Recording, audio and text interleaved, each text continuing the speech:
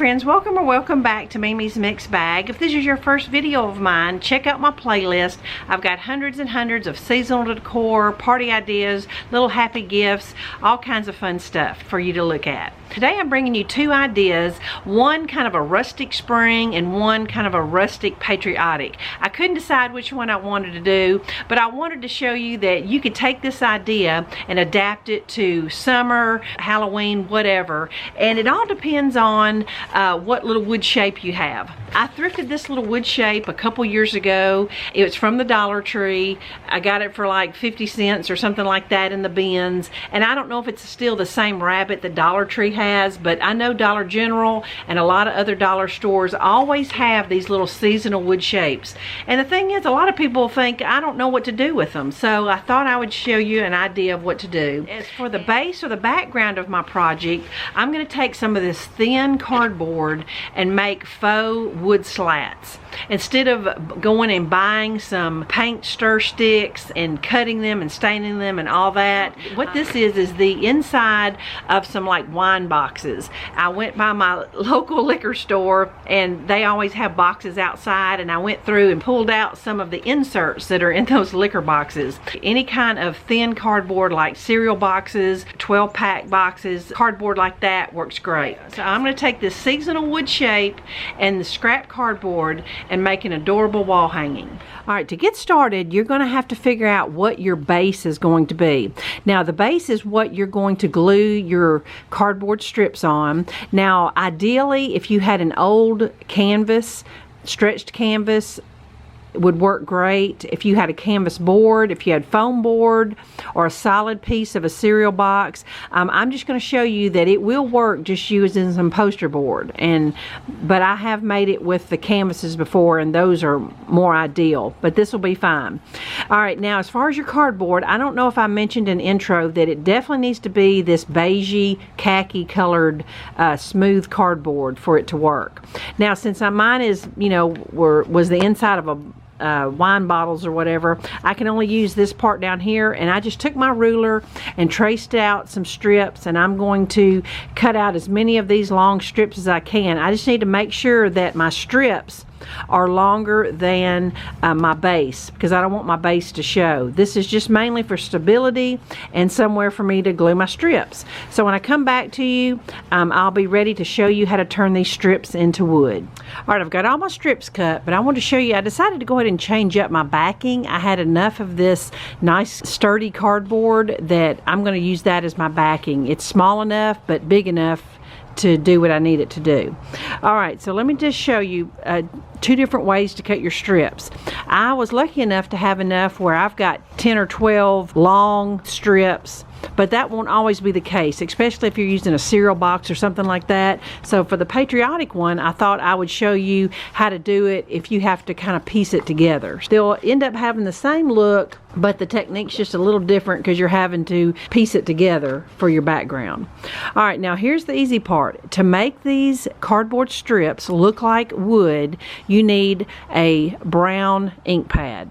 Now, this one right here is called Vintage Photo by Distress Ink. It's been around for years. It's an oldie but goodie, but you can also use Dollar Tree shoe polish. I've seen people do that before. This cardboard's smooth enough where it shouldn't ruin your pad, but I've used this a million times and I hadn't used it in so long I'm not even sure how wet it is. But here's what you do. You're going to rub the edges of it.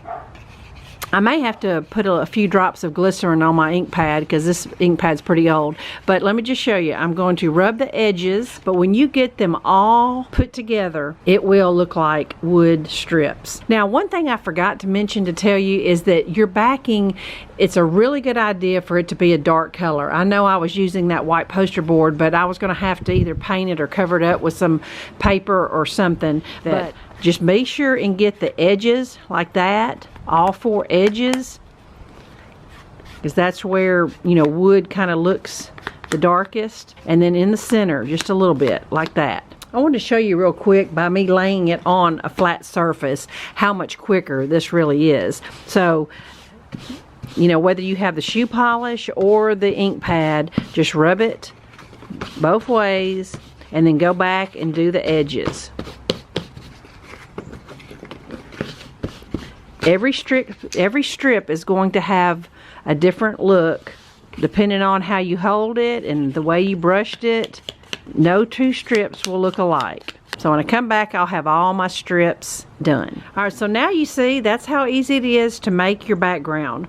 Now I use that as my workspace, but it'll be fine because it's not going to show anyway.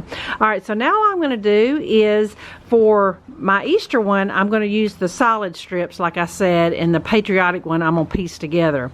But now all I'm going to do is glue my strips all the way up.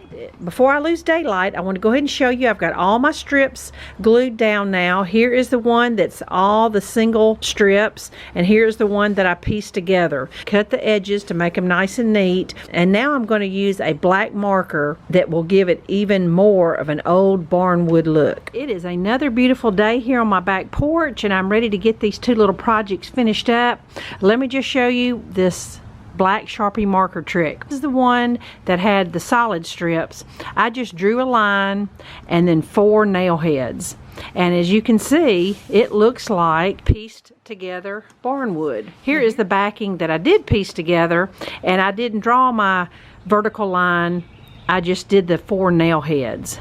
This is an easier way to do it, is just using the same size strips. And so what I'm going to do is I'm going to punch 2 holes in the top of this for my hanger. I'm not sure what I'm going to use, ribbon or something to do my hanger.